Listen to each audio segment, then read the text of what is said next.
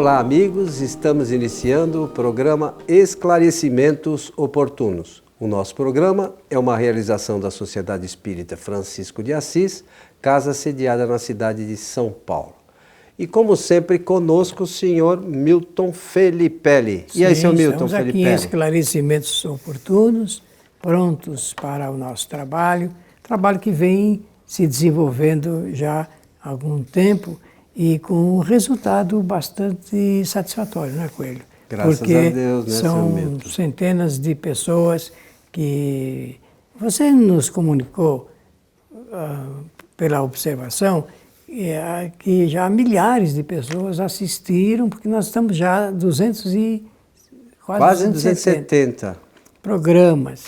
Então, como fica na internet, várias pessoas, né, um número eu nem tenho ideia, mas que já ouviram, já participaram, já assistiram, fazem comentários, e isso é muito interessante. Nos primeiros programas, nós gravamos na TV Mundo Maior. Foi. E deles você conseguiu apurar que mais de 300 mil pessoas já... De um deles, recentemente, que eu vi aí na internet, foi os outros eu não acabei procurando, de um deles tinham mais de 300 mil pessoas já assistido, publicado lá na TV Mundo Maior, né? Então, é algo que nos dá alegria, né, Milton? Com certeza, porque mostra que o trabalho ele vai resultando em novas reflexões, né? E é essa a nossa proposta. Nossa proposta não é a aceitação tácita daquilo que nós comentamos, não, é a busca do conhecimento, a reflexão, e faz parte dessa famosa dialética da vida, não é? Pela oportunidade, desejar a todos que os bons espíritos nos ajudem sempre. E a gente escolheu esclarecimentos oportunos por conta da própria doutrina, né, que tem muitos esclarecimentos que são extremamente oportunos e as pessoas às vezes não dão a devida atenção, né? E a gente, nos nossos programas, a gente tem tentado trazer esses esclarecimentos, claro que sobre a nossa visão da doutrina, mas sempre com base nas obras fundamentais da doutrina, que é a base para quem quer estudar a doutrina espírita, né? Isso mesmo. Você sabe que existe uma ideia falsa de que depois da codificação de Allan Kardec, apareceram autores que, devido a essa falsa ideia, pensam que são obras subsidiárias, complementares de Allan Kardec. E isso não é verdadeiro. Isso não é verdadeiro. A autoridade em espiritismo, meus amigos, a autoridade é Allan Kardec. É Allan Kardec. O bom senso, a justeza, a maneira científica com que ele encara a vida e conjugada com a ação dos espíritos, criaram essa possibilidade. E lá no Livro dos Espíritos tem, no início, lá o Prolegômenos, né? Sim. Então, eu não sei se é no terceiro ou quarto parágrafo, diz lá assim, que este livro foi escrito por ordem e sob o ditado dos espíritos superiores e por eles revisados. Então, esses espíritos superiores, quem depois quiser, vai lá no próprio Livro dos Espíritos, se não me falha a memória, os espíritos superiores, é na pergunta 111, né, que começa a falar da escala espírita na pergunta 100, não é isso, Milton? Começa na 100. Na 100. Na 111 fala o que são os espíritos superiores, que eles são espíritos que estão muito além da nossa condição, né? Esses espíritos superiores que coordenados pelo Espírito de Verdade, que foram os espíritos incumbidos de trazer essas informações. Eles não trouxeram nada que já não existisse. A doutrina espírita não traz novidades. Elas só nos informam as coisas que a gente não tinha observado de forma correta. É isso que os espíritos superiores vieram fazer. E a gente precisa tomar cuidado, como o Milton mencionou, porque os homens como nós, alguns como homens mesmo, e outros quando retornam para o mundo espiritual, que são espíritos, mas não deixam de ser homens, o fato de retornarem para o mundo espiritual não os faz perfeitos e infalíveis e nem com todo o conhecimento que a humanidade abrange, estão longe ainda de ser espíritos superiores e de ter esse conhecimento. Então a gente tem que tomar muito cuidado no que a gente acredita e em quem a gente acredita. A doutrina espírita, para mim, seu Milton Felipe, não tem absolutamente nada de errado. O que tem de errado, e aí a gente sofre críticas, você ainda hoje, no momento aqui anterior às nossas gravações, você brincava de uma certa pessoa que falava dos espíritas, e com razão, porque os espíritas falam coisas que não condizem com a doutrina. Aí a gente acaba virando chacota de terceiros. Por quê? Por falta de conhecimento. Quando você pega as bases fundamentais da doutrina e conversa com quem quer que seja, ninguém vai discutir. Lamentavelmente, muitos espíritas, quando você fala sobre as bases fundamentais, fala assim, mas vocês são ortodoxos. Já tem muita coisa de novidade. O quê? O que tem de novidade? No Espiritismo não tem nada. Tem um monte de coisa de novidade. Sobre doutrina espírita não tem nada de novo. A gente já falou aqui. Quem quiser falar sobre novidade de doutrina espírita, manda um e-mail para a gente, porque a gente fala da novidade. A última aí é da física quântica. O Alexandre Fonseca... Não tem nada a ver com o espiritismo. Já que é uma pessoa espírita que estuda física quântica... Ele é físico. É Professor. Pós-graduado, professor da Unicamp. Ele já falou, a física estuda a matéria. Não tem nada a ver com o espiritismo. O objeto de estudo do espiritismo é o espírito, não é a matéria. Física quântica estuda a matéria. Então, pessoas longe do espiritismo que queiram falar disso, têm todo o seu direito. Agora, pessoas querendo colocar isso dentro do espiritismo, é absurdo. Não sabem o que estão falando. Mas vamos ao nosso tema. Muito bem, estamos prontos aqui. Seu Milton, a solicitação que nos foi enviada. Gostaria muito de entender com clareza o capítulo 16 do livro A Gênese, intitulado A Teoria da Presciência. Poderiam explicá-lo? Podemos nos esforçar aqui né, para uma explicação. E claro que a pessoa faz isso de uma maneira muito educada, Sim, criteriosa, então vamos seguir essa linha que está muito bem, muito bem.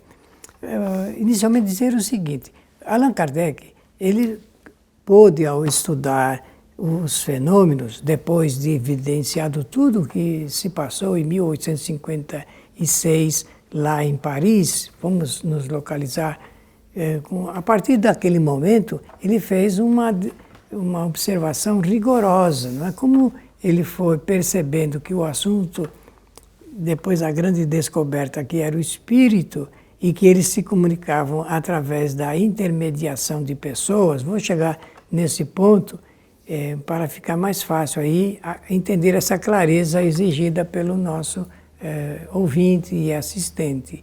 Então, ele pôde perceber que a intermediação se dava através de pessoas chamadas médiuns. Então, médium é o intermediário entre os espíritos e os homens. Esse é o primeiro ponto a ser considerado.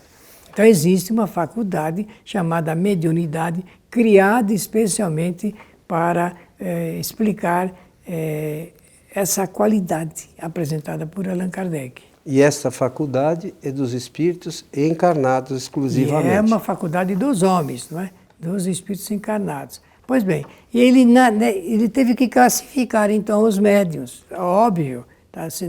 É um dos capítulos exuberantes, digamos assim, do livro dos médiuns, que nós hoje recomendamos a todos.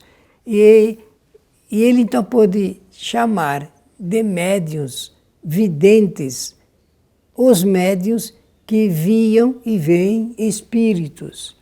Então, o médium, quando nós dizemos assim, ele é um vidente, é que ele tem a capacitação mediúnica de ver espíritos desencarnados. Isso chama-se um médium vidente. Mas ele pôde perceber também, e tem lá capítulo no Livro dos Médiuns especial para isso, que viam pessoas que podiam ver acontecimentos da vida material, fatos reais, socialmente falando, e então foi criada uma palavra para fazer uma diferença entre o médium e o vidente. E ele chamou, então, de clarividente. O clarividente não é médium, a rigor. São coisas distintas. Distintas. Mas uma pessoa pode ser médium vidente e ser médium, e pode ser clarividente também. Repetindo, a pessoa pode ser médium, vidente, ver espíritos, e pode também ser um clarividente, com uma capacitação de ver acontecimentos do mundo maior. Então, foi criada a palavra clarividência para designar esses fenômenos de acontecimentos da vida material. E a pessoa que vê esses acontecimentos é chamada pelo Espiritismo de clarividente. E é isto que está sendo solicitado aqui para o nosso programa. A teoria da presciência, olha a palavra pré-ciência, aquilo que se vê antecipadamente, né? Aquilo que se conhece antecipadamente. E Allan Kardec começa esse capítulo dizendo assim, Coelho, como é possível o conhecimento do futuro? Ele já está abrindo uma interrogação, mas já afirmando que é possível o conhecimento do futuro, porque ele vai desenvolver aqui essa teoria a respeito da capacidade das pessoas verem acontecimentos da vida material. Por exemplo, eu vou dar um exemplo. Uma pessoa é capaz de observar outra, ou tendo um nome de outra pessoa, verificar em seu corpo enfermidades. Esse é um acontecimento físico, um acontecimento do mundo material. Ele pode ter essa noção. Como pode ver, por exemplo, antecipadamente um acidente, um desastre, que seja pequeno ou grande, que envolva uma multidão de pessoas. Isso é possível? É possível, conforme a gente vai ler aqui nesse capítulo do Livro dos Espíritos. O detalhe, Coelho, específico, o detalhe específico desse conhecimento, que é um enigma para a humanidade, é saber como que alguém pode prever antes do acontecimento aquele tipo de situação. E Allan Kardec vai criar, então, aqui no livro, eu falei Livro dos Espíritos, mas na verdade é a Gênesis, né? Foi por equívoco. E só para lembrar, eu não me lembro exatamente o ano, mas essa teoria, ela está na Revista Espírita já de 1800, porque a Gênesis foi em 1869. 68. Ela está na Revista Espírita do ano, se não me falha a memória, do ano de 1864, no mês de fevereiro, já tem lá essa teoria. Então veja que é um negócio antigo e que Kardec já tinha estudado isso, né? Sim, não é um negócio assim colocado na Gênesis assim aleatoriamente. Né? É produto, é resultado da observação experimental. Então, ele vai criar uma imagem que esclarecimentos oportunos oferece como um presente para todas as pessoas que gostam de estudar. E com essa imagem nós podemos perceber como o conhecimento espírita ele está na frente do conhecimento da própria ciência do mundo material. Ele diz assim, olha, vamos criar aqui uma ideia. Um homem está no cume de uma montanha e, obviamente, da posição em que ele se encontra, ele pode ver abaixo todos os caminhos que circundam essa montanha. Então, essa é a ideia primeira que ele vai criar. Então, ele vai dizer, suponhamos que um outro homem lá embaixo comece a caminhar em um desses caminhos que embaixo tem. Esse homem que está acima, ele pode ver tudo que vai, por onde ele vai passar. Onde ele está é o presente, mas aonde ele vai passar, por onde ele vai passar, é o futuro. Vamos imaginar que lá embaixo, na montanha, num lugar que o homem ainda vai passar, esteja um assaltante. O homem não sabe disso, mas quem está em cima da montanha sabe. E ele sabe, se o homem continuar na rota que ele escolheu, fatalmente, essa palavra ele usa, ele vai ser surpreendido pelo assalto. Esse homem que está acima, ele pode, se for o caso, imaginar, isso já Allan Kardec não entra nesse mérito, mas nós aqui estamos falando. Ele pode avisar o homem que está ali embaixo, não pode? Olha, se você continuar nesse caminho, vai acontecer tal coisa. Ou então ele pode já deduzir. E isso aqui é importante nós comentarmos no programa, porque pode acontecer com qualquer ser humano ou uma coletividade, dado o livre arbítrio de todos. Um fato, ele poderá ocorrer se nós seguirmos aquele caminho, mas se a pessoa ou a coletividade resolver, por qualquer motivo, não seguir em frente, aquilo poderá não acontecer. Então, um acontecimento, o homem que está acima, no cume da montanha, vamos usar uma expressão do mundo, ele está ultrapassando a linha do tempo ordinário daquele homem que está em movimento. Essa é uma ideia para ajudar as pessoas que querem entender esse assunto da clarividência, porque o nó da questão é saber assim, como é que uma pessoa, sem ter experimentado aquele acontecimento, ela é capaz de saber como é que ela pode ultrapassar a linha do tempo. É que o tempo ele é relativo. No fundo, Allan Kardec, nesse mesmo livro, A Gênese, ele vai fazer uma expressão, vai usar de uma expressão que pode auxiliar.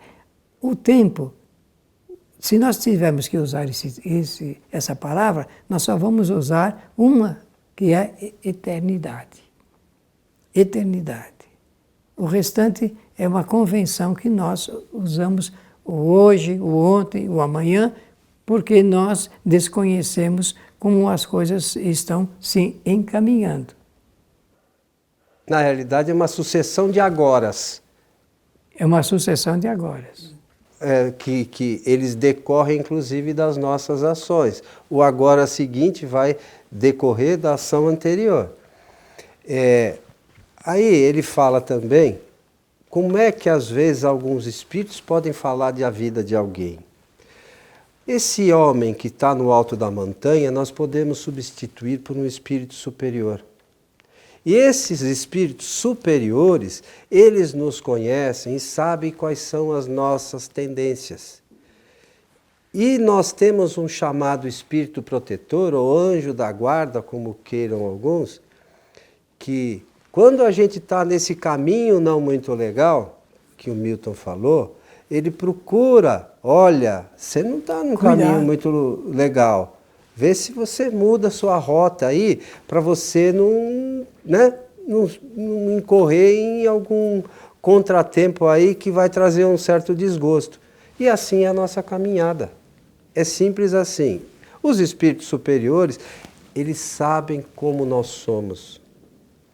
Eles conhecem os nossos gostos, as tendências, as nossas tendências, sobretudo, né? E Muitas vezes a gente ouve falar, por exemplo, dos espíritos superiores, que alguém que se suicidou, numa próxima encarnação, terá tendência ao suicídio novamente.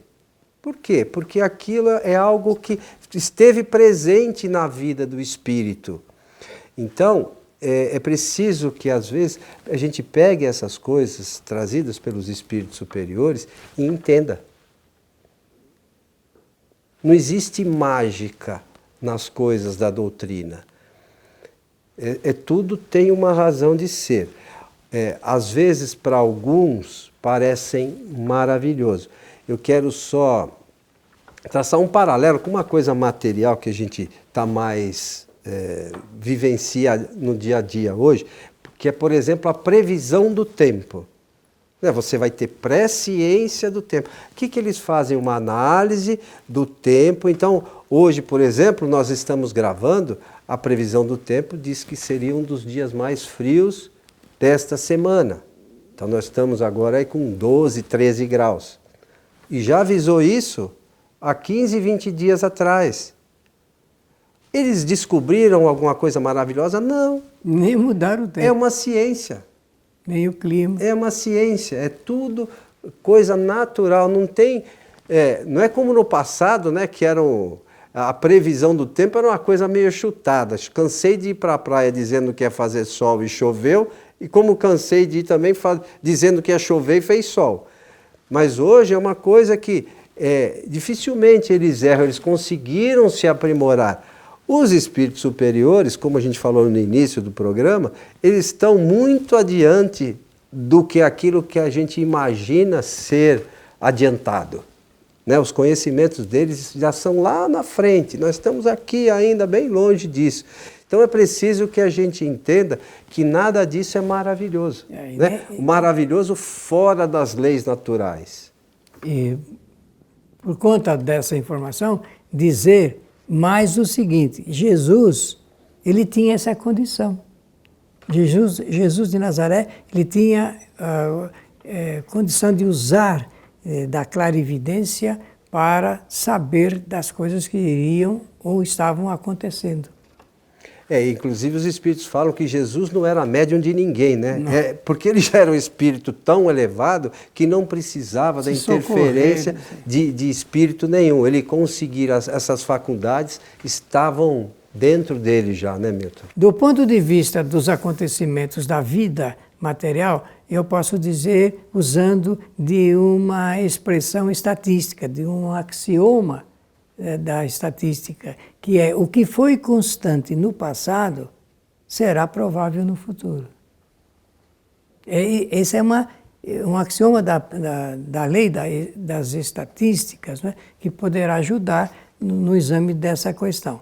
E também falar que o maior clarividente que o mundo conheceu foi um norte-americano chamado Edgar Cayce. Eu conheço vários fenômenos que ele produziu, não dá para a gente apresentar em um programa. Quem sabe em uma ocasião nós vamos falar um pouco a respeito dessas predições do Edgar Cayce, que foi considerado, existe uma fundação em seu nome nos Estados Unidos, chama-se Edgar Cayce, né, que se escreve. Peguem isso na internet para a gente perceber que existem pessoas encarnadas que possuem essa capacitação. Bom, seu Milton, fica aqui então a sugestão de leitura para todos. Este é o capítulo 16 do livro A Gênese, intitulado A Teoria da Presciência. A leitura os livros de Kardec são ótimos, porque a gente, estudando com atenção, a gente entende. Exatamente. Chegamos ao final de mais um programa, seu Milton. Agradecer a atenção de todos, desejando-lhes que os bons espíritos nos ajudem sempre. A todos o nosso abraço e até o nosso próximo programa.